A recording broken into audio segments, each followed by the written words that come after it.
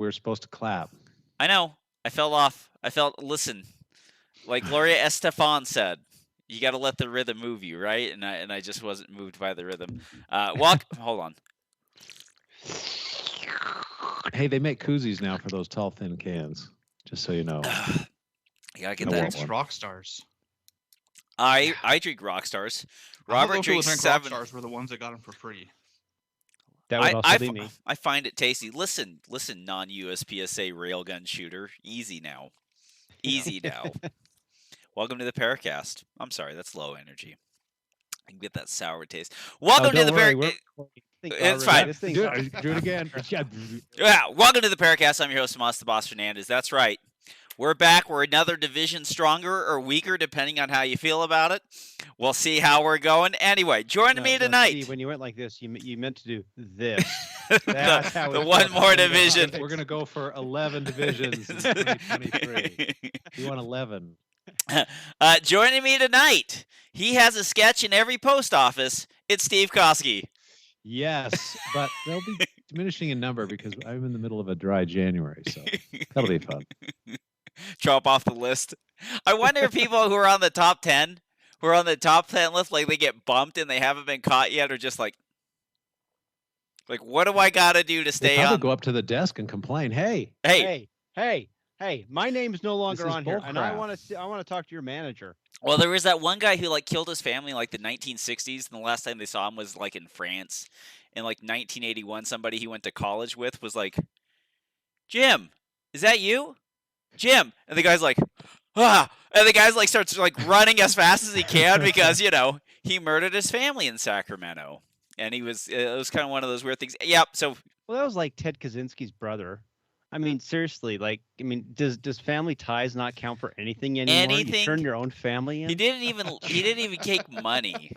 You'd probably turn in the Unabomber. I know. What kind of jerk? He could have started a fan club and then revealed it. OJ's mom still thinks he's innocent. Right? That's what you need. Hey, OJ is innocent. Okay? Acquitted. Also joining us tonight, he's trying to find a way to make his MP5 weigh more than his Shadow 2. It's Robert Wyatt. I can make this happen. Just give me time. Give me time. Give me brass clips. Was that a brass suppressor? I could buy that. I'll get a brass suppressor with it. I understand Magpul is making a replacement for the trigger housing, and you can put like some brass grips in those things. So I'll be on that. So on the MP5, the upper receiver is the firearm, correct? The trigger pack is not the firearm. Oh shoot, Tommy, that's a damn good question. The serial number. See here, the serial number does sit right here. So, and it does not sit anywhere on this because this is totally replaceable. Yeah. Boy, I bet you're right, Tommy. I never even paid attention to it, but the serial number is absolutely there. The funny thing is nowadays is you can't do that anymore. It's where the serial number is what's considered the firearm, because every damn gun has serial numbers on everything. All over like the place. This SIG has there's a serial number here on the barrel, on the slide, on the frame. You probably open up the magazine, the one that comes in the gun probably is serialized. Well, apparently the ATF lost some lawsuit about some dude filing serial numbers off the gun. So they can't even get you on that anymore. Yeah. I mean, I'm totally okay with that. I think serial numbers are ridiculous. Believe me. Sand off your fingerprints and when they get the serial number off the ballistician in there or whatever the name is, and they're sitting there, they'll just pay the next guy he'll go like under the microscope. I turned it this many times, and then I think they match up. And then you'll get your guy, and they go, I turned it this many times. Guess what? They don't match up. And so that's how that works too. That's why you always use 12 gauge buckshot, no ballistics. Thank you, The Wire, for teaching us that. Omar. There's a guy in Japan who apparently that worked really, really well for. Yep. And Dan Ward was teaching us if you're going to steal cash from the bank, you immediately take it out and put it in a cooler full of water. Why was that? Okay, I'll buy it. Why? It's something to do with the die packs. Oh, there's several different types of die packs, and water works against most of them, but not all of them. They've got some newer die packs that mark the money. But he's like, oh, when you're going up against a good crew, when you find their guns in their cooler full of water. Interesting. Nicely. I'm going to put that down on tips for future use. And he's like a modern-day Matthew Quigley, the pistol and rifle skills. Of course, without the looks, charm, or ethics. It's Kenny Terry. I appreciate that. Thank you. No worries, I like it. Because Kenny's at the point now where he's like winning PRS matches, and they'd be like they're all challenging him at the end. They're all sticking up, and they're like, "Duel, Kenny Terry." Did you win a match, Kenny? Kenny wins everything. Kenny Sorry. wins everything. Kenny, did you actually shoot a match? I did. Oh, okay. Yeah, Okay. I'll talk about. I like the. We almost died on the way up there, but I did shoot one. They toss Kenny. They toss Kenny the revolver, and then Kenny goes whap whap whap whap, and it's like, I said I never had a use for it. I had much use for a gun. Didn't say I didn't know how to use it. Use the pistol. Such an amazing movie. It is. I love that movie. You know what its rating is on Rotten Tomatoes? What's that? 55%. Oh, bull crap. 55%. It's 6.3 on IMDb. It's a travesty. It's a travesty. My favorite moment in that movie is when he tags those two guys and he's waiting for them to walk in front of each other so he can get two of them with one shot. I was like, oh, this is a good movie. Yeah. No, that was a great one. I always liked that one. My mom, I think she must have watched that movie like a bazillion times because she loved was it Tom Selleck? Yeah. I'll tell you what. That movie could have been called Muzzle Energy on Display. Called 500 grain bullet on display. Heavy bullet at 500 yards. So anyway, stuff that I got up to. One, I went down the rabbit hole and was looking at the Rival S. So Canik decided to release another pistol. I think within the 2 years they released the Meta, the Rival, the Trophy, and now they have the Rival S, which is just the Canik Rival. All the Canik stuff you know and love, but in a 43-ounce steel frame. People making guns heavier. What is the world coming to? I know. It's a travesty. Just tell us. Yes. No, I didn't. I did not buy one. I'm perfectly fine. You're gonna hit 3 guns within about a 3-week period. Yeah, he's cash strapped with all of his HK purchases. But these are all like double action, obsolete pistols. I no longer want something that people, that other people want. If someone else likes it in the gun store, get it away from me. But on the plus side, it means you'll always have available selection of a Springfield XD. My favorite thing about the Springfield XD is how you could get the lug on the barrel to jump the locking block, so it's always caught like this, and you can't. So you can mail it back in with a round in the chamber. Oh, that was when the firing pin retaining spring, the firing pin block spring broke, and then they're like, or the grip safety when the grip safety broke too because you couldn't rack the slide, and so they'd be like, How did they ever solve that? I mean, not solve that, but how did they actually ever get that bullet out of there? Or did they just trash the gun and give you a new one? Most likely, they probably have some way of knocking something out and pulling it out. But the other part that's scary about that whole thing was that I was a precock striker. Yeah. So most likely, at a range like that, before I would even work on it, I would take it to the range, and they probably had some method of where they could detonate it without having that safety. Just a little torch, little acetylene torch. God, if it was a SIG, all they'd have to do is drop it. You know what? Because the XD had that little protrusion. Remember the striker indicator that had that little metal thing? They probably just took like a little hammer and just went, boop, pop. All right, we're good to go. Tom, you got to call it a dingus. The dingus that's sticking out. I wonder. This is I don't know if anyone else has done this, but if you own an original XD. If you could do me the favor of devising a test that would allow you to fire it with the grip safety on, but then immediately release the grip safety, I want to see if the slide stops in recoil. Like if you can get the slide not to move back by releasing the grip safety fast enough. It's like a game. Pa, pa. Anyways. You need like a computer to do that. Yeah, so they have the Canik Rival.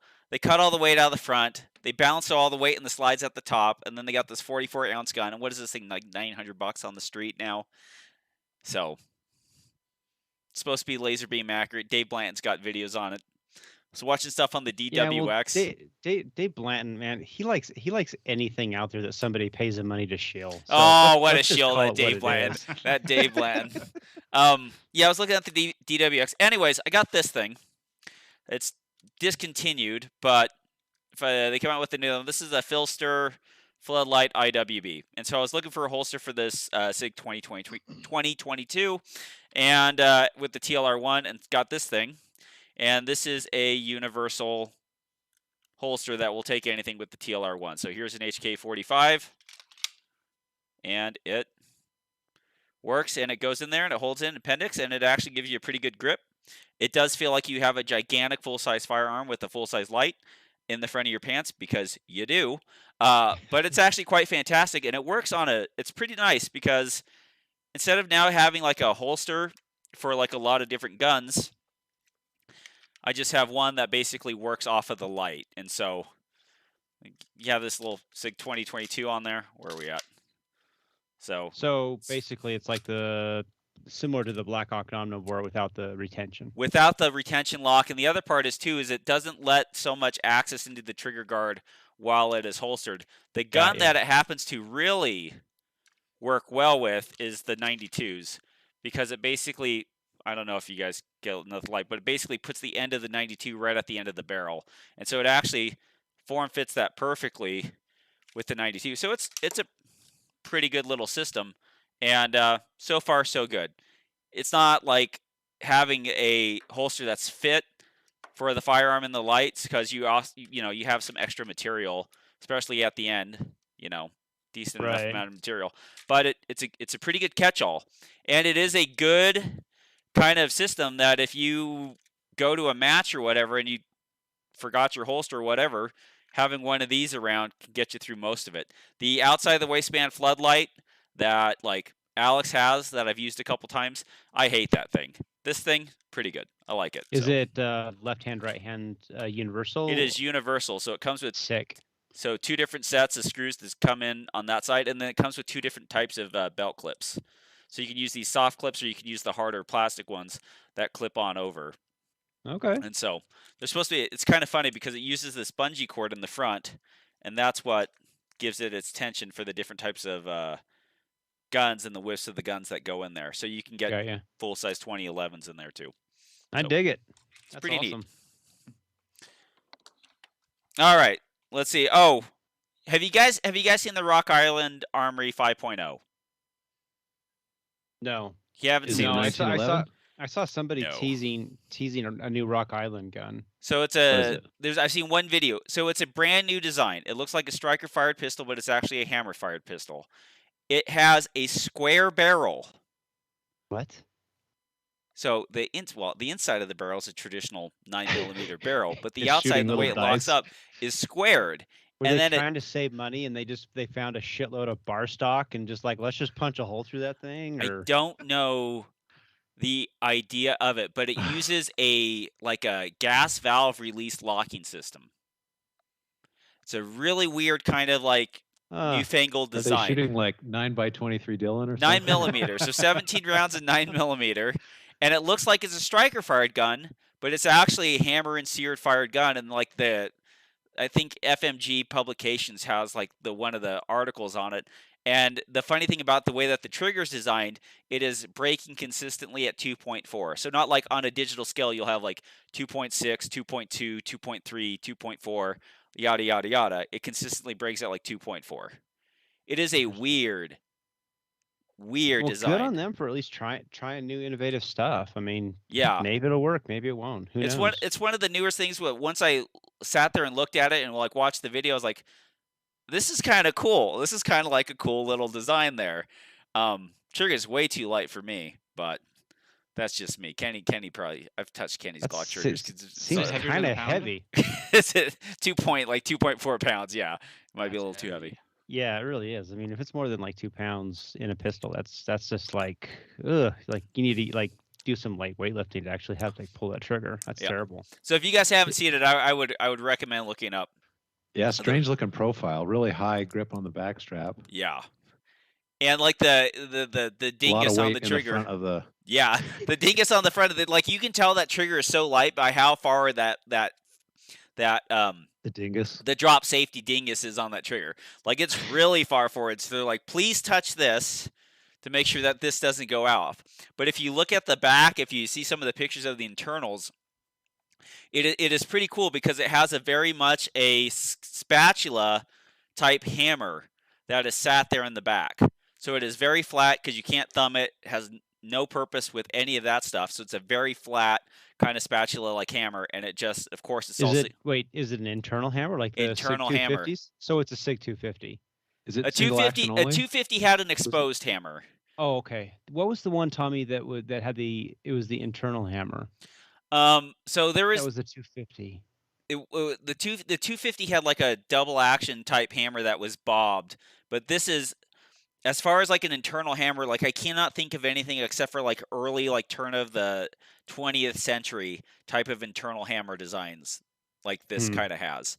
It is interesting. It is because it kind of gives you like this striker fire kind of feel with the very light trigger with the internal hammer, and so you'd get the kind of the reliability on some of these tougher primers. So is it a single action? Single action. I can't see a safety on the outside of it though. That's the dingus. So what's that lever? Is that just a decocker or just a takedown lever? I think that's just the takedown lever. I think it has a magazine release and a takedown lever. Okay. The website says 4.5 pound trigger pull. Yeah, well, the video I watched, he was like it was 2.4 all day long. So what they're telling the lawyers and what they're selling to the kids, who knows? But yeah, crazy. Steve, what'd you get up to? 2.47 pounds. 2.5 pound gun. Okay. Yep, Clearly metal frame striker, 2 pound work. trigger, different gas system, completely different gas system. It's not an actual. Sorry, it's not a gas system. It's still a recoil operated or inertia operated, but it's kind of like a lug design, which it's just weird. It's just crazy. And so like they're only making 300 of them, and they're going to see how those sell, and then they'll go from there. Another $1,000 MSRP. Got to sell a few of them. Yeah, somebody will buy them. I mean, if the company goes out of business, I'll buy one. I think the machinists are just celebrating, like, thank God we can make a square barrel.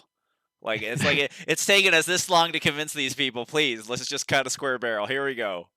That's so strange. So I went to the match at LTD yesterday, and I'm popping on my new Walker Excel muffs. Yeah, and it gives me like a steady chirp in my right ear. It's just going.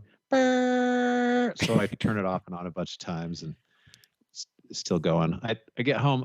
Someone's like, "Well, maybe it needs new batteries," but I put 2 other sets of batteries in it, and it still just has a tone in my right ear. So we'll call Walker tomorrow and find out what's up with that. Oh man. Oh, is it like a feedback loop? Microphone feedback loop? It sounds like it could be feedback, and like every 10th time you turn them on, it doesn't have that tone for like 2 seconds, and then it starts up. Yeah, that's really strange. But I don't know how to circumvent it. Like I've tried whacking the little microphones on it, and yeah, I think like that's probably what it is. Because I was just thinking about that because I have my Bluetooth headphones, right? And so when I'm going around, I'm delivering. I got my Bluetooth headphones, and I'll put them on outside mode, so it'll like amplify the outside sound, so like I can hear people talk. I don't have to take them off with my gloves. And then like sometimes when I take them off and I put them close together, you can hear the feedback fire up on them. And so like I got an idea how to solve this, Steve. What? Turn it off. Shoot with your mouth full. We'll puff out your full cheeks. Water? You'll puff out your cheeks a bit. We'll spread them out. It'll solve the problem. Seems that sounds perfectly good. reasonable. Perfectly reasonable. It was a fairly easy match. It was a good match for iron sights. I managed to finish 18th out of like 65 shooters. I was the first place iron sight shooter. I managed to beat 3 guys shooting revolvers. Gosh. There was about 8 or 9 people in single stack, 2 or 3 in revolver. It's like 1 in production. It's everybody's shooting a dot. Like if you're not shooting a dot, I don't know, man. That new production rule set. But it was quite an easy match. There was you didn't need a dot for any of this, and they had the can you count classifier, which you don't even need sights for. So. Well, it's pretty fun. It's turning into Invasion of the Body Snatchers. Like every time you go outside, right, where the body snatchers are, one of your friends has now become a body snatcher. When Steve puts the dots on your Sutherland, Donald Sutherland at the end of the movie, where she starts talking to him and then he goes, because he's now a body snatcher. He was the last one she could trust. Yeah. It's It was gonna good and happen. cold till the sun came up. Yeah, it was fine. It was fine the rest of the day. I went out and did a little bit of range time with Jared and Alex for a little bit, and I shot this thing at 40 yards, and I didn't do as good. But I did bring the chrono, and I would like just the satisfaction of getting shit talked to me for so long about ammunition, and then literally watching Jared Stepp throw a 124 grain bullet across my chrono at 868 feet per second. You know this. You just. Oh, Jared. We're gonna have to remind you about that one. 800. Holy jeez. It went across the chrono. Does the slide even was move? going faster than that. What gun will that run? My gosh. Apparently, it'll run a staccato 4 1/4 inch. So With a 8-pound recoil spring? well, they feel very, very light, but like he just pulled it out. I was like, "Do you have ammo you need a chrono?" Because like I'm bringing out the chrono. I have these pulled, so I have like these pulled military grade 115 grain full metal jacket bullets, and I was like, I gotta load these, so I'm gonna load them up, and I'm like, I pull up the Hornady book, and I'm like, how much tight group to get this thing to do 1,200 feet per second? And then the Hornady's like, no more than 4.1, Thomas. That's our red line. I said, F that. I got 4.3. 4.1. You got to use more than that. Yeah, I got use a lot more than that. Dude. I got 4.3 in my 124, so I'm like, 4.6. We'll start there. And so I'm like, I'm dumping the 4.6 charge, and I'm getting in there, and I'm like, whap. They're like, you know, I start getting across the chrono, and it's like, those even going to make minor? And I'm like, ah, ha, ha. And I like, whap, whap. And it's like 1,200 feet per second. I'm like, okay, 137 power factor out of that stuff. Like, that's pretty good. I will take that. And then Mr. Stepp comes across, and I'm just like, I always love 124s because, you know, you got to hit 1,000. You got to hit like 1,010, 1,015 to make that stuff work. And he's just sailing them across at like 900 feet per second. And then at the very end, he goes, whap. And he's like, oh, this is like a mixed case of different loads. And like that last one was 1,000 feet, and that one didn't even make it. I just laughed. It just warms my heart. Warms my heart. Remember, Paracast rules, everybody. If you shit talk people on this show, when you screw up, you get shit talked about on this show. Isn't that the whole point of the show? The whole point is just to have the same terrible conversations that we would have in person with each other. Robert. I didn't shoot a match, but I finally got my ambi safeties in for the MP5, so I put those in. They bumping your fingers on the other side. Yeah, so I got on both sides, and this is the one that came from Magpool, and it's really nice. These actually move. These actually will turn on and off super easy, so that's exciting. And I think what I'm gonna end up doing is actually coming in with a Dremel and taking them down just a little bit, because they're so far to the rear. So you can see here, they're far this way that when my hand gets on it, it's like right there on my knuckle. So I was thinking I might just take them down, but it's nice because I've got enough distance that it's easy to do that with. And then Friday, I got word from Sentry that my rail is shipped, so I should have that on Tuesday, and then I'll put a dot on it. So okay, so it's the top claw mount rail for the MP5. Yeah, it's the one that they actually would sell normally with it. I say you forget that. I say you run those diopter sights, you tape a mag light to the handguard, and you shoot a match in PCC. We should have a night match 80s mode. Where it's like we'll get what's the I've got my Glock 22 with night sights. I mean, what's the lumen this is detector? be like legit. We need like a lumen detector and be like, I'm sorry, sir, your light makes over 60 lumens.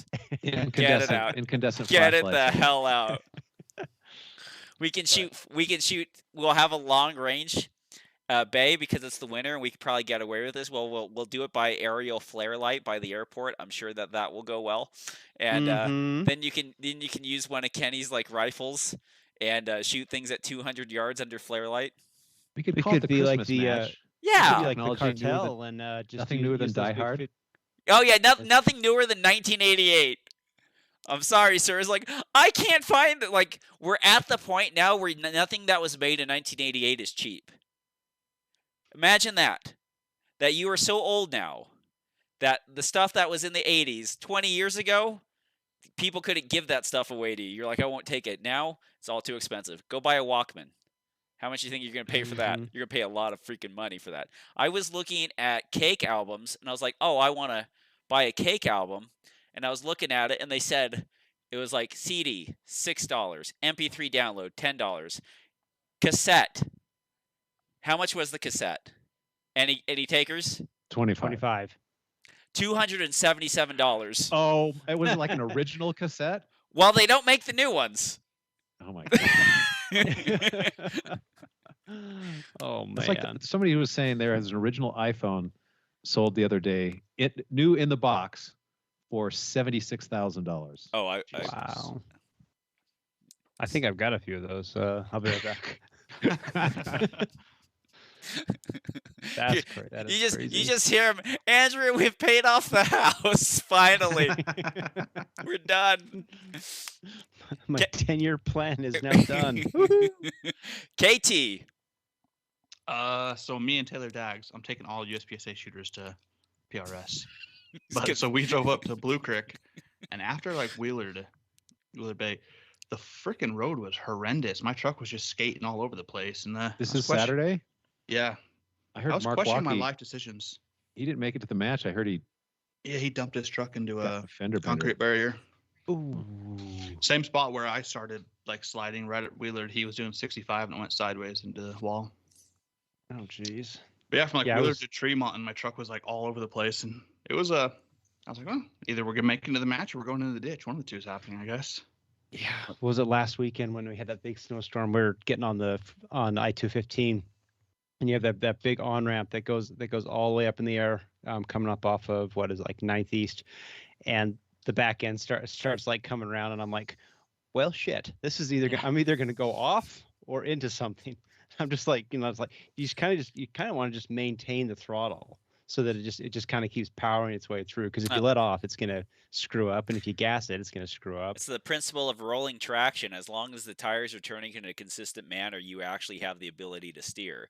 But once you start slowing them down, you start pushing that snow up against the tire, and then you start turning them into skates. When I deliver up in Sundance, and Sundance got 56 inches of snow over the course of 2 days, and then got another 10 inches, and then got like another more because we've had consistent snowstorms. It's literally snow berms up to the white letters on stop signs on the side of the road. And so like they didn't have service for a few days, and I got like people up there because like people up there are old and rich, and so like the medication comes to them. And so like I guess like I gotta get up here one of these days. And so I went up there at like 5 or 6 o'clock at night. It's just pitch dark. It's in the middle of the snowstorm. It's snowing worse. I'm like, what the hell am I doing? And then I'm like making like these 200-yard walks down these private things, and I'm like shining my flashlights. I'm like, I'm gonna be the first UPS driver to die from a mountain lion. Like one of these things is just gonna jump on my back and like maul me. But yeah. How do the rifles act out there in the cold weather? Fine. So I mean, when you always show up early, seeing 0 and chrono in the morning, because obviously temperature and everything could change the velocity, but it was fine. I mean, it actually turned out being a really nice day. It was like 20 degrees in the morning, then warmed up to 45. So what'd you shoot? I shot my 6 Creed. Yeah. So what's going on with your? What is it? You got the 300 Win Mag or something, or is that just a hunting round? That's purely hunting. Yeah. Oh, gotcha. Yeah, that's just hunting rifle. So I shot my 6 Creed. It's still shooting good. Wasn't my best finish yet, but I ended up 4th. I was 5 points out of winning it. But how much is 5 points? Like is 5 hits. Yeah. 5 hits. Okay. Yeah. Yeah. So I dropped 9 shots out of 80, and the guy that won it dropped 4. Okay. Wow. Yeah. So why do you chrono? Because obviously you gotta know your data to know what you need to dial and everything for distance. So if I chrono down here, my gun's like 28:30. See, Friday it was 28:20 here, and then just going to Blue Creek it was 28:33. 10 feet per second can change it a little bit at 1,000. So here's the deal, like that. So like, of course you're like keeping track. So like you have a log of like at this type, at this temperature, this is what this ammo chronos. But if you have the ability to chrono every morning, then you would just chrono every morning, right? So you wouldn't even pull out of a log book. Yeah, exactly. I've never been to a match that didn't have a 100-yard range in the morning to let you 0 and chrono in the morning. So just do it in the morning so you have nice fresh data. Interesting. And then you're doing it off a lab radar. What's the range on the lab radar? Or is it As just far as- or is it projected? Because I know that labradite It's are projected. oh, well, to give you energy hits at different types, different Yeah, but ranges. like the dope calculator I use, it just wants muzzle velocity. So labradite What are gets you muzzle velocity. using, like Straylock or? I use the Hornady 4 Alpha. It's been more accurate than Straylock for me, but Oh, cool. I'll quit being cheap and buy Kestrel here soon. What's a Kestrel? It's the high end like data calculator and Wind yeah, picks up calculator, your wind, all that, and everything. Anometer. What do they call that thing? I can't. There's a name for that. Like measures the wind, something like Yeah. that. Yeah, so the Kestrel does everything. Picks up the wind, your altitude, the barometric pressure, all that. It'll give you all that information. Cool. I suspect if you play that game long enough, you're going to get one regardless. Yeah. Anybody's Like a chronograph. Tommy. yeah. Yeah, Alex. listen. Alex, yeah. Okay, listen. Oh, Jared. It took me to 2018, and then once the Barry Steel Open where I had all that problem and the Squib Nandis thing started, and we haven't heard that for a while. Go Squib. ahead. Nan. And Des. Des. It's fine. Damn it. It's Fine. been so long we forgot to do it. They're now a choir. So like I got that thing, and I got I'm like I'm pleased as punch. I'm super happy, and everyone should get a chrono. Well, it's just so funny because like you've been told to get a chrono for years, and yet you resisted. Like Steve got, like when I first got into shooting, Steve's like, "Go get a chrono," and I'm like, "Yes, sir." I know. It takes a certain amount of effort and self-correction to get over a few of our own what is it, defiance disorders. I think no kidding. The I think operational defiance. yeah. As I said no, goddammit. I don't care that I said it 9 years ago and the situation's completely different. I did say no.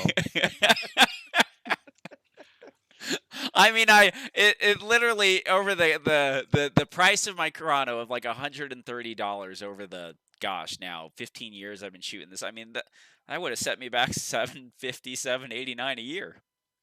Yeah, I mean, that's just. So it's like I was gonna say we opened up our new shooter match, the introductory. We actually changed the name of it to introduction to USPSA because people were like, oh, that's a little bit more descriptive instead of like, because I guess people were actually thinking that like a new shooter was like brand new shooting period. Yeah. So we changed that, but we opened that up to on the 1st, and we had that thing actually full up. Like we stop it at 20, it's full.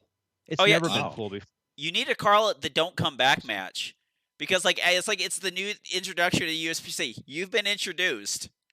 No more for you. Next person. Yeah, that's kind of a hard one. It's there's a guy who comes, and it's Keith, if you remember who Keith is, Kenny.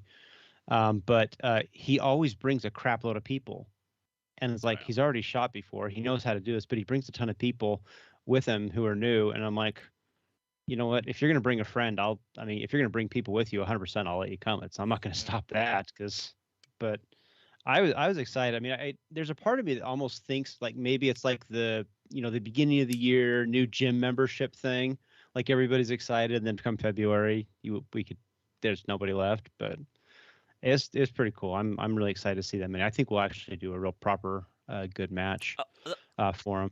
The last thing I forgot to mention that I bought is like I got this. Dynasty got me this case prep station for Christmas. The Frankfurt thing? Yeah, the Frankfurt Arsenal. So they make two models now, one that has the trimmer, one that doesn't. I already have the zip trimmer thing. I'm fine. So it has the 4 stations, and I was looking at reaming versus swaging, and this guy I found makes this, I think burst fire or whatever. He makes this reamer that cuts at instead of a 35-degree angle, cuts out an 85-degree angle. So it like perfectly reams it like. Why does that? Tell me why that matters. I don't understand why the significance. Because if you have the shallower angle, you're not actually getting high enough, so you can still have a piece of the brass that's unlevel, so you'll still tilt the primer as it's going in. So a swager will do a good job because it'll open up the whole thing. The problem is with swaging, unless you're on a 1050 or 1150 or 1250, whatever, you got to put that in there, crank the handle, bring it back, take it out, put it on there, deal in our RCBS, running the same. This one at the taller, straighter angle, it'll get it better. And so like this thing is fantastic.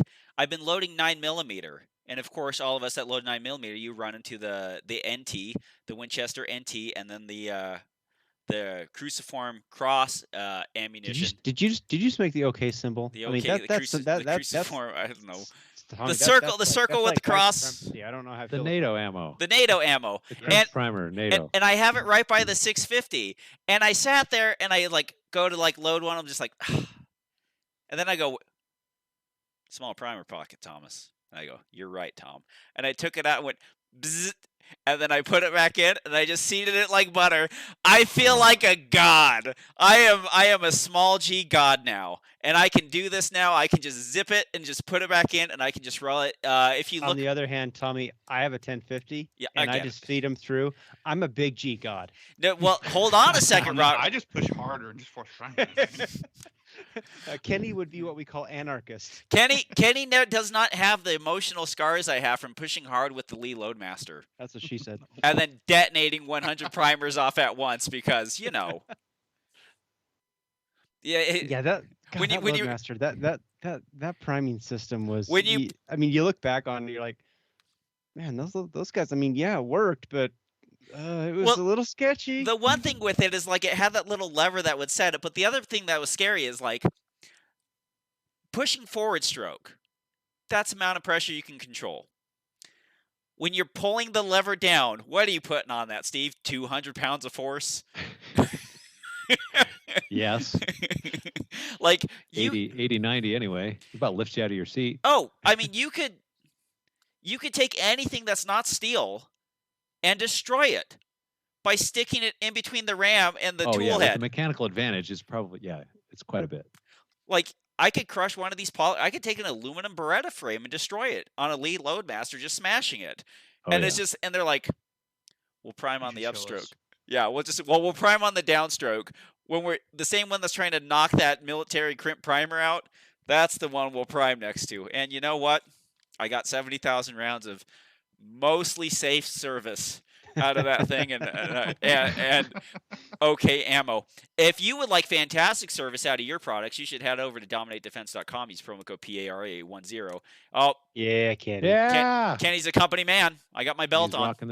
Rocking the Dominate hoodie. Yeah, so I even wear Dominate belts while shooting PRS matches. Oh, it's the only way. It's the only way to fly. So check them out. PARA10. Save 10% off your order. You can also check out Precision Holsters. Check out their fast holster. Save PARA10. Save 10% and Rune Tactical. Steven. I have a quick question for you. Sure. Send it. So IDPA sends me an email, says my SO's status is about to expire. Yeah. If I want to recertify as a SO, since I'm a CSO, Chief Safety Officer, I have to jump through all these extra hoops. Why? So I don't know. Because they want to make you jump through hoops. So I'm jumping through these hoops, and the area coordinator says, "Hey, we're looking for a state coordinator in Utah. Are you interested?" This is what when you type back. Ever since I lost my eyesight, no, I have not. Español.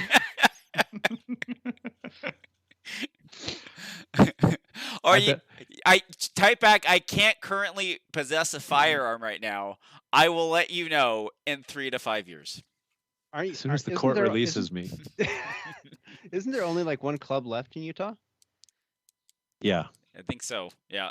Okay. Well, how? I mean, honest question. How comfortable are you at telling that one club that they need to fix things, or that what they're doing is good, bad, indifferent?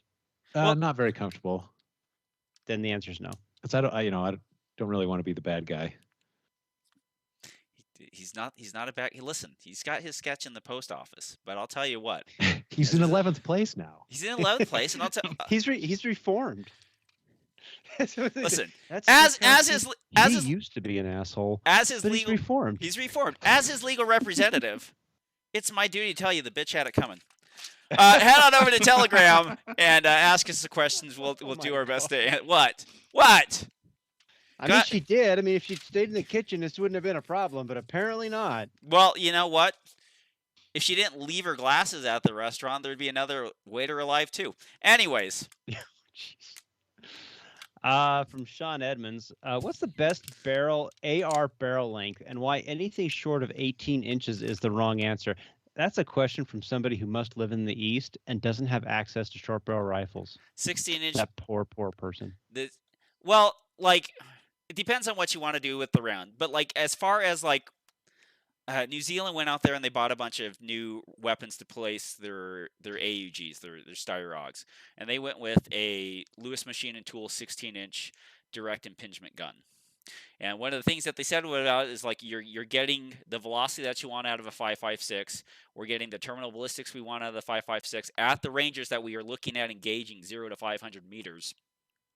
And then you're also saving the lightweight over having like a 20-inch barrel or whatever. When you suppress a 16-inch, you're starting to get like a 21-inch barrel. It kind of gets kind of lengthy, but it depends on what you want to do with it. The one problem with a lot of the 5.56 guns is once you go down to 11.5 or 5 or 10.5 inch, is like you're building a 50 to 100 yard gun. And so like the medium's like one of those 12.5s, and then they're like, well, we'll get a 13.7, and then like, how about a 14? And then you're like, well, 2 inches more, and you're not playing with SBRs or anything like, SBRs or stock or braces or anything like that. So I think for the bang of the buck, 16 inches like is probably one of the better ways of going. 14 to 16 inches is probably somewhere in there. 20 inches is just freaking cool because it's cool to see a bullet do 3,100 or 3,300 feet per second, depending on what the loading is. And penetrate armor. They're like the idea of having a lightweight cartridge, like those old 55 grains pushing 3,300 feet per second out of a 1 in 9 or 1 in 12 twist out of a M16 length gun. Like there is a reason that thing is selected and is as accurate as it is, and just, I think everyone forgets how nice an M16 is to shoot. When you get a 20-inch gun with a full-length rifle, gas system, and you start shooting that, you're like, oh, this feels amazing. This is shooting like BB gun. Yeah, this is like an amazing like thing, and this is like because it's a rifle. Eugene Stoner really knew what he was doing when he came up with that 20-inch. 20-inch rifle length gas system. Gosh dang! You go shoot it, and you're like, okay, this is cheating. This is like having that 54-ounce pistol with a dot on top of it. It's just cheating. Yeah, and then you have, especially with the iron sight guns, you have like that super long sight radius. I have an 18-inch stainless steel AR-15, and it's pretty nice, but there's something to do with having that even longer dwell time on that 20-inch gun. And honestly, like I'm a bigger fan now of not even doing rails or something like that, like literally doing the old plastic handguards, clamping a flashlight onto the front sight post, and then having a gun that's literally 8 pounds with an optic and a light, and having something like that. I think. Kenny, what kind of barrel lengths do you run on the PRS guns?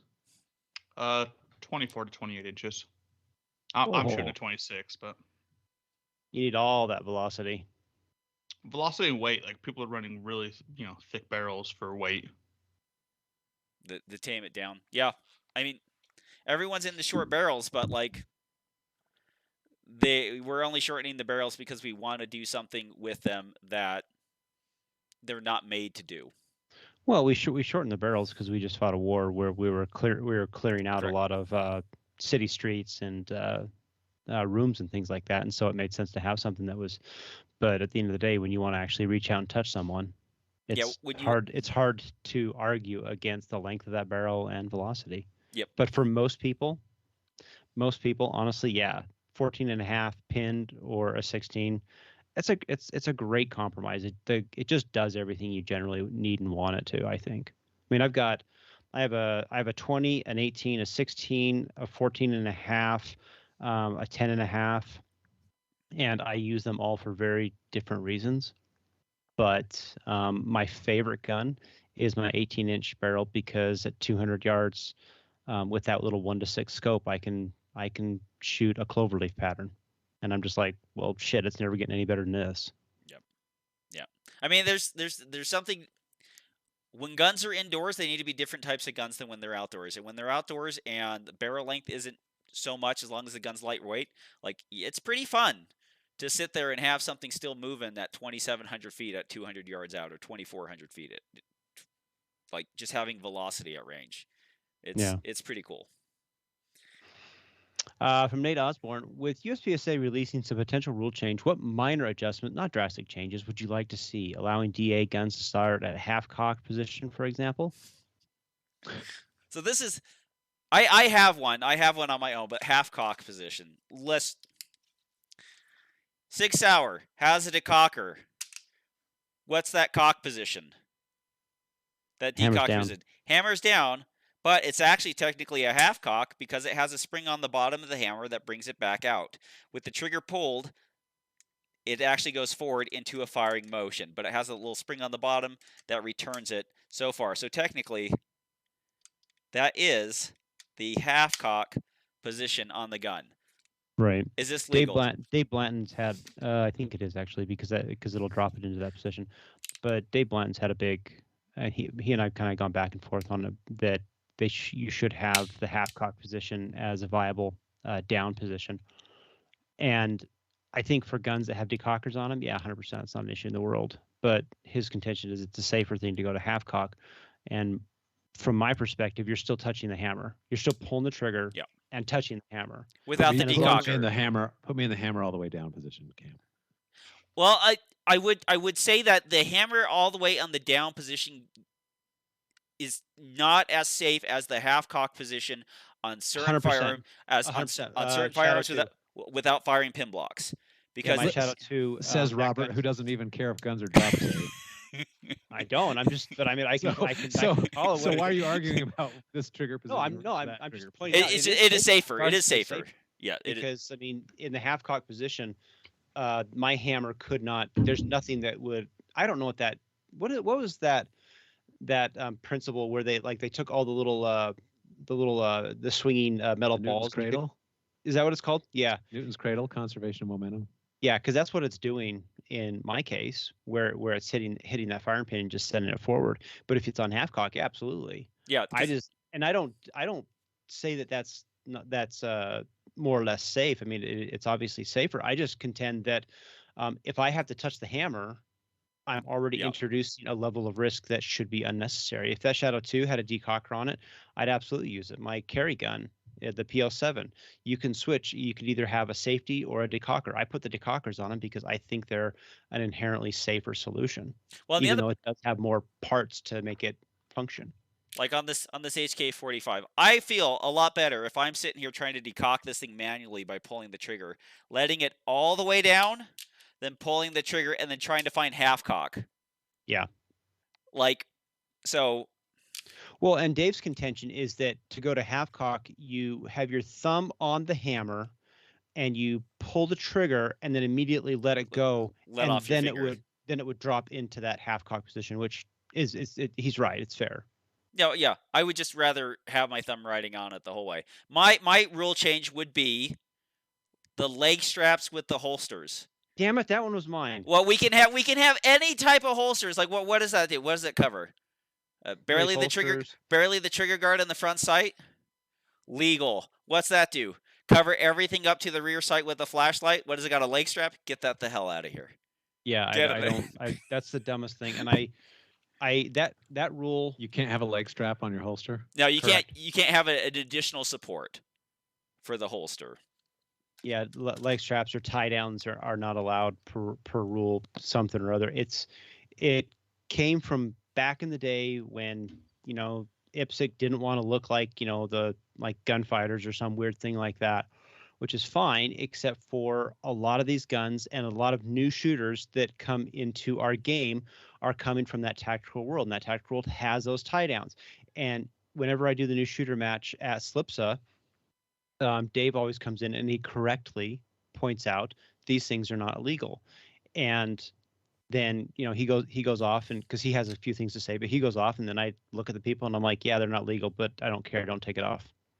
Well, because there's no point in taking it off. Yes, it's a rule, but they've learned how to draw that gun safely with that thigh strap there. And if you take that off, what's the potential that the holster's going to maybe do something unintended? Well, the other thing is too is like that strap that holds down the bottom of that holster is one. There's enough retention on that holster that so the gun doesn't fall out. It's like we like that. That's safe. But the other part is too is the way that these things are counted on some of these mounts and with people's hips is that as they pull them off with the retention, and there's no leg strap, the holster wants to bow. Wants the muzzle end, the holster wants to bow out to the outside, which means that the gun is now pointing out to the outside, which is safer for the shooter. I mean, it's still unsafe because he's fighting with it to get the gun out, but I do not like guys coming out with their guns at an angle pointing at the 180 while we're going around. They've got a 3-foot radius, but your point's still valid. Yeah, I mean it's we just like the gun to come out. Yeah, 100%. The other part is like I would like to have active flashlights. I would like, even in the daytime or whatever, to be able to turn on the flashlight no matter what situation and sit there and have it going during the course of fire. You can't run. You can, can't you? You can. You can have it on the whole. You can turn on your flashlight the whole time. Yeah. For the okay, that's fine. That's fine. I'm dumb. Cool. Anybody? No, Kenny? Nothing. I have no rules that could be changed. Rule book, great. Kenny Terry says. Kenny supports them all. That's a good position. That or Kenny's like, just be like, I'm done with USPSA and I don't care anymore, and you're all dead to me. Nah, I love everybody that shoots USPSA. Good for you.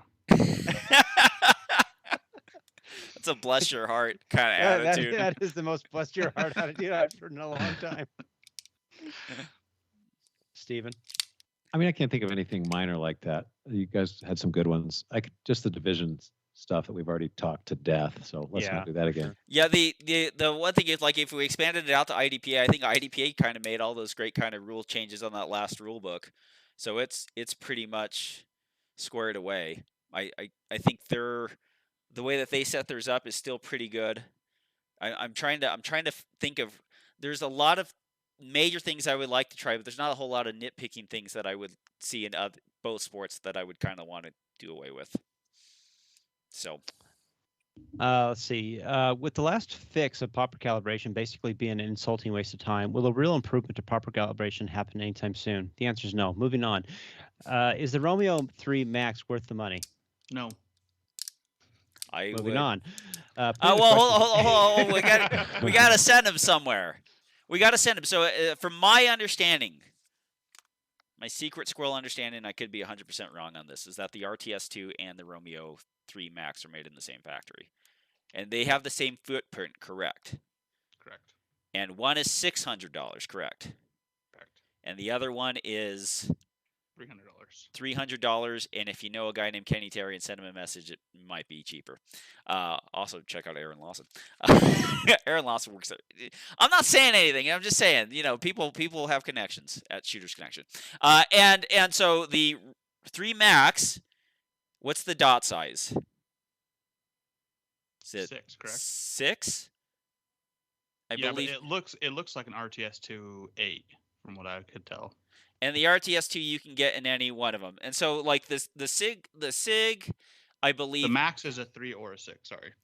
Yeah, and so like the SIG warranty is 5 years on the electronics, lifetime on the body, and the Shooter's Connection is, I'm not the Shooter's Connection. The RTS2 is a year for the whole thing. So I guess that gamble's up to you, but like there seems to be a lot more customization if you're going to be rocking the same footprint. I'll say this about, and this is a little bit different because SIG is sending out their optics to be manufactured in a bunch of different spots. And so a Romeo 1 is different than a Romeo 3 in its appearance and its emitter. And then from a Romeo 0. But my Romeo 1 Pro, I like it very much, but my Delta Point presents a cleaner 6 MOA dot. On mine and on Jared's Romeo 1 Pros, there seems to be like a little halo around the dot as it gets in. Gets brighter than the Delta Point, but that's my SIG optics kind of thing. My 4T on my rifle is a fantastic dot, but there's some things that come out of the SIG factory which I believe are 100% pure marketing. I think that'd be RTS2's got a bad rep on the Gen 1, Gen 2's. RTS2's got a bad rep, but ever since they've gone to the version 5, I've never broke one. Doesn't that kind of like basically speak to everything SIG puts out? I mean, their initial thing is trash. And then by the time they get to Gen 2 and Gen 3, they're usually pretty rock solid. I'm not talking about Seymour, but I mean. Yeah. Oh, this is Seymour's. Yeah, I broke one Seymour. But my bad. See, all I heard was SIG. Well, the one thing is one RTS2, and it was a version 2. Okay. And ever since they came out the new versions, I've never broke one. I'm talking out of my ass here, but if you have optics that are from the same factory and look very similar to each other, that might have the same problems at the same time. Interesting.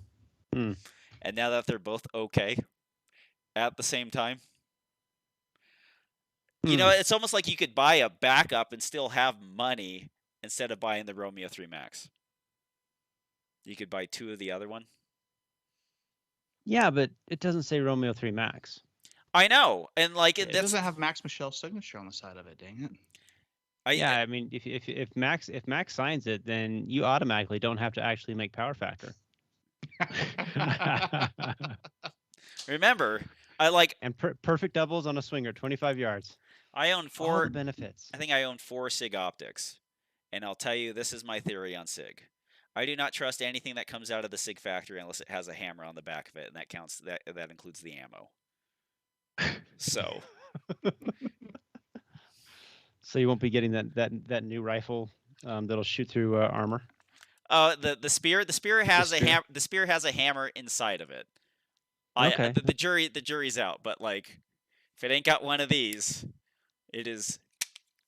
I'll go ahead and wait, because once it's about 30 years old, you know that the quality control has been done.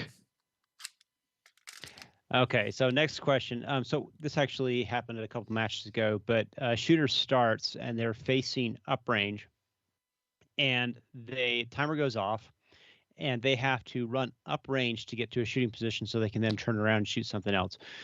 And in the process of that, the gun, they had a race holster, and it was unlocked. So the gun starts to come out of the holster, and it's now facing uprange-ish, and they grab it so that it doesn't completely come out.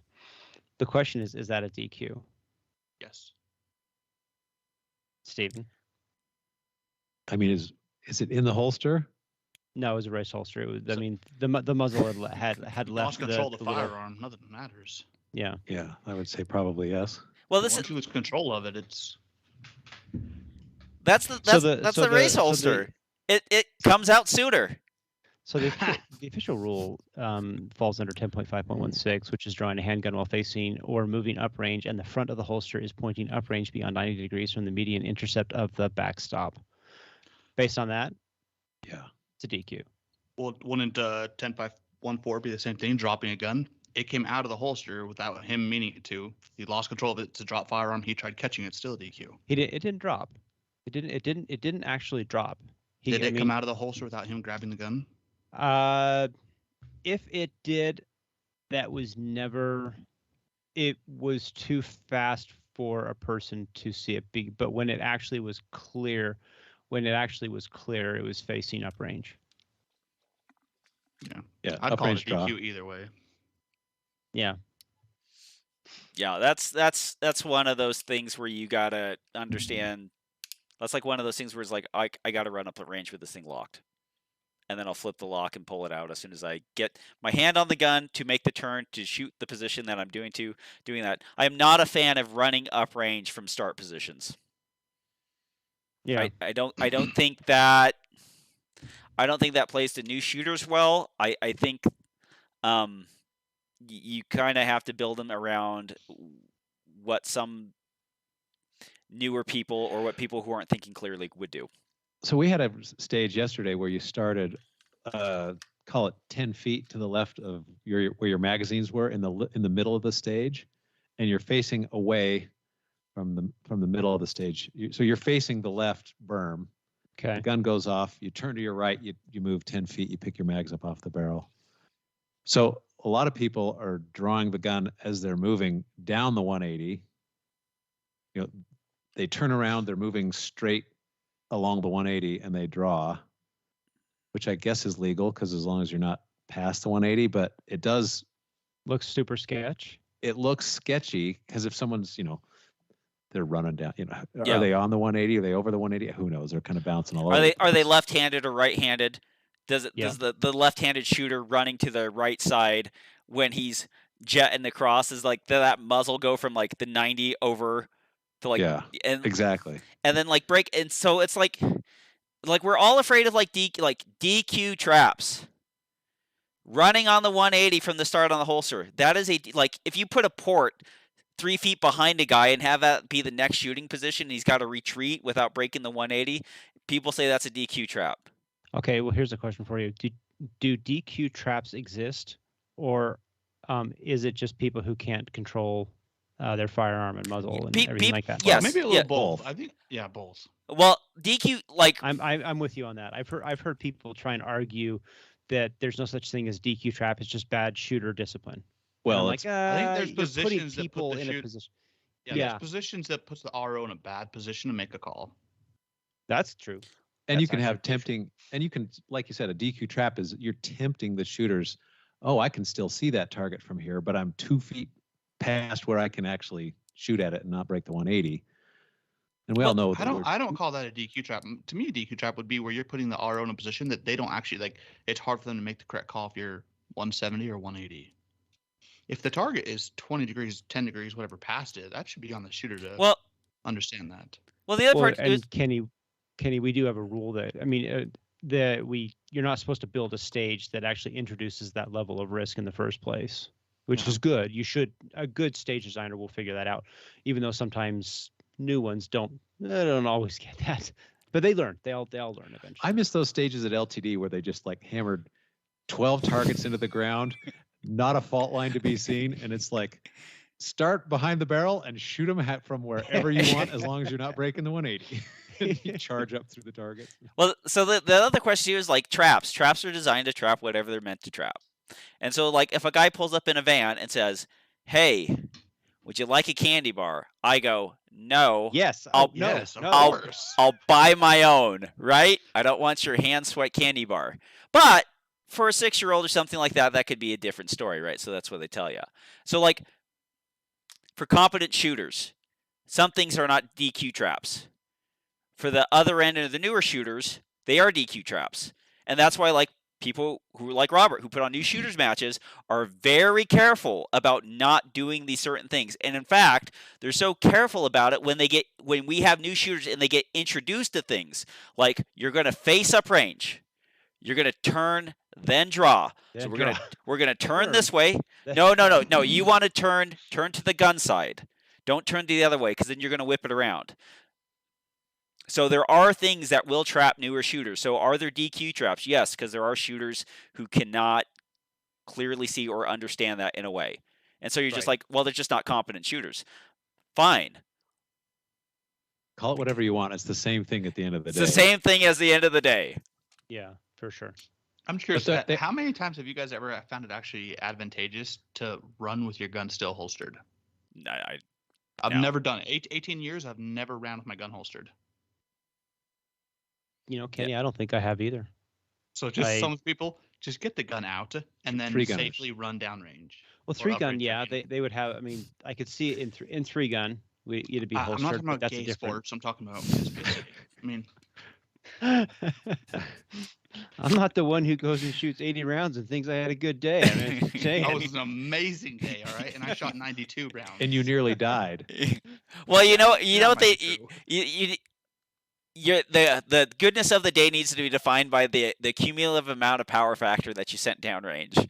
So Kenny sending like 475 power factor per shot. Robert sending like 140 per shot. So But Kenny, I do hear you. I do kind of long for the days where there were not so many precautions taken to make the stages so idiot proof, because it does open up a lot more fun. Well, maybe not a lot more fun, but like 20% more fun. Yeah. For experienced shooters. Yeah. Well, how do you do that then? How do you bring that back? I don't think you can have both. If you're going to kind of idiot proof the stage, then you're going to dumb it down a little. Can you not make a good fun stage that you can. You just can't have all the legal? You just can't have quite as much variety. You can't have the crazy starts. You can't have the Yeah, well, and then you come down to this. It's like the same thing as like, we got to put barrels here. Why do we have to put barrels here? Because they will go to this position, they'll turn to the left, and they'll shoot it at 182 degrees. And then they're going to run out of ammo, and they're going to DQ on the reload. And then they're gonna put big old stripes down the side of the target because they're shooting it at such an off angle. So I don't know. I wonder how much of hard. that is just kind of just as organizations grow and mature, the level of bureaucracy starts to creep in more and more and more. And you, you started out as this libertarian, sure. like, anybody does whatever they want. Exactly. Here's 10 targets on the ground. Have fun. Yeah. Shoot from wherever you want. I don't think it's that. I do not think it's a top-down aspect. I think it's us not wanting to see shooters DQ'd. So as we build stages and stage design, which comes with experience. Yes, it's just the first match. You're like, oh, 6 of you got DQ'd. That sucked. Well, and it's like fault lines around safe areas. It's just like, well, there's 6 of us in here. We're having a good time. It's just like, actually, some of you aren't in the safe area now. We need to define this so bad things don't happen. Some of you guys aren't in the safe area. You're actually I walk halfway back to my car. I'm still in the safe area, aren't I? I think stage design is like people design the stage and kind of how they want to shoot it, and then like maybe a couple other options. One may be viable, one may not. But generally, when we're doing this, it's like when you're sitting there and like I go to Utah State and I'm trying to like help put down stages with Leo and stages with Dirk. I'm just like, well, we got to put something there because we don't want to. It's like because we don't want to see anybody go home, and so then you do it to yourself. It's like seatbelt. It's like kids, put on your seatbelt. Right. It's like I don't want to wear my seatbelt, but we're gonna put on our seatbelt. Well, we don't want you to die either. It's like fine, I'll put on my seatbelt. Stuff like that. I'm the opposite. Oh my god, let people do their thing. Don't wear a seatbelt. If we die, we die. I mean. I don't want to see people go home either, but in my opinion, it is on the shooter to understand where the 180 is. I mean, no, it sucks because we used to shoot on the move a lot on the side berms, right? Even that's gone away because now we're worried. Well, should we shoot on the move? He might, try to make a makeup on this and break the 180. That's on the shooter. Why are we losing an aspect of the game just because we're worried about breaking the 180? I'm with you on that, Kenny. I don't think we should. I think, God, how do you say this? I think we should take the obvious steps to not introduce problems, but at the same time, we have to allow shooters to. We have to allow them to be shooters. We have to let them do the things. If you want to run up and like shoot all those targets from point blank range, good luck and go with God. I think that's awesome. We shouldn't like put velvet ropes and safety wire around everything because that takes the fun out of it for everybody. I think where we're getting at Utah State, we had to like put a barrel on every freaking target just so there wasn't a chance of breaking the 180. It's like we used to have 20 barrels, now we need 300 barrels just so we put one on every damn target. Yep. Nope. Well, on the RO class, I mean, half the RO class is how to idiot-proof a stage. Yeah. Well, I think the aspect about that, like, how do you do that? Is like, well, you don't have 27 parts in a 6-stage match where people can DQ, but you do have to have some of those parts where you have the turn and draw, and then the shooting targets on the side berms, and you just have to have 1 or 2 stages like that a week where you go like, listen, you're gonna do it like this, and once you pass this point, do not turn to shoot that, or else you're gonna get DQ'd. And I think you could bridge the gap there. Yeah, I don't know what the real answer is, to be honest with you, because I mean I understand exactly what you're saying, Kenny, and I'm pretty much 100% in your camp. I just don't know how. I don't know how to do it. Yeah, I can say straight up, I just don't know how to solve that problem. I mean, I don't want to see people get DQ'd either. Don't take it that way. No, for sure. Yeah, for sure. I totally you just want to have a richer variety of stages and starts and yeah, totally. Yep. I mean, this is kind of like the farm in the pit. Where the pit, you could shoot 300 degrees in the pit, and like you could come up with fun stages in there. And all you had to do as the RO is just like, I'm gonna glue myself to this guy's back, and you would just you just have fun stuff like that. All right, next question. So last question for the night: should I shoot this MP5 at the USPSA match next week? In yes. PCC, not without a dot. No, irons, baby. If you shoot it with irons, oh boy, Robert. Gosh, you got to shoot it with irons and beat people. Oh, I would love hot dog and a small Mountain Dew. Oh, without a dot, and you got to transition on your shoulders because I find nothing more hideous than 2-1 power dots on a PCC. It is against the spirit of USPSA to shoot a PCC without a dot. Nobody does it. That's why you should shoot with irons. You got to be the rebel, Robert. Be the rebel. Oh, and go get yourself a Magpul D50 drum mag for that bad boy. Oh, golly, I should have bought one. They had one it was like $80 right between Christmas and New Year's. I was like, oh, I should just get that. And it's like, I didn't do it. I have a 40 round ETS that works pretty good, but those drum mags, they're pretty cool. Yeah. There was a new shooter at the match yesterday who was shooting his brother's PCC, and 2 or 3 times he would drop the magazine out of that gun, and it would like hit the edge of the steel shooting box, like ka-clonk. Everyone's like, ooh. This is the 33 round stick with the 30 round extension at the bottom of it, and it weighs like 9 pounds. Oh jeez. Wonk on the ground. I was like, oh yeah, that's not his mag. What does he care? I have no experience shooting PCC, so let me say this right off the bat. It's fun, Tommy. It's stupid fun. I would happily get an MP5 and shoot one. I understand the idea of not having to reload, but I have a rifle. Ammunition count for stage, 32 rounds. Ammunition in my magazine, 35 rounds. I need to run around with a 56 round magazine. Like I don't get it. If it's 26 rounds, like why am I sticking this gigantic thing in there? Like just give me the 30 round one that works. Recoil management. 5 pounds worth of ammo hanging off the bottom of that gun. That's why I shoot 45 PCC.